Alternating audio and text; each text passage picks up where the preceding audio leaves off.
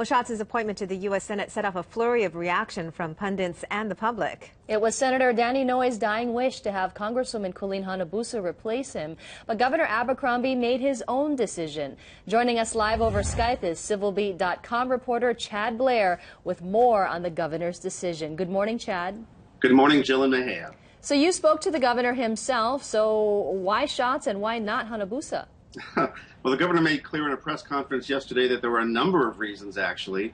Remember, Brian Schatz is popular, he's smart, he's a loyal Democrat, he's committed, he's experienced. He was a former state legislator, he was lieutenant governor. He really is qualified for the job. But the governor cited some other reasons as well, and that included the fact that he wanted to keep Colleen Hanabusa in the House, where she has built up some seniority. She is a member of the Armed Services Committee. That's very important to Hawaii with our large military presence here. And I'm guessing with the appointment, there could have been a lot of political ramifications about a special election had certain, like Hanabusa, for example, had been appointed. The governor mentioned this directly as one of the reasons, and he said the State Central Committee, that's the committee of Democrats that picked that short list that's sent to the governor, which included Hanabusa, Schatz, and Esther Kiana. The governor said he was very concerned about that. Remember, it was the governor himself who was in Congress, resigned 2 years ago to run for governor, and that opened up the seat to Charles DeJew, a Republican. Democrats did not want to have a rematch of that. It would have been about 2 months from now, that special election. And as we heard earlier, Majority Leader Harry Reid had urged Abercrombie to make a decision soon. So if he had picked Colleen Hanabusa, with that special election, that would have just meant more time and less time for the Democrats, right?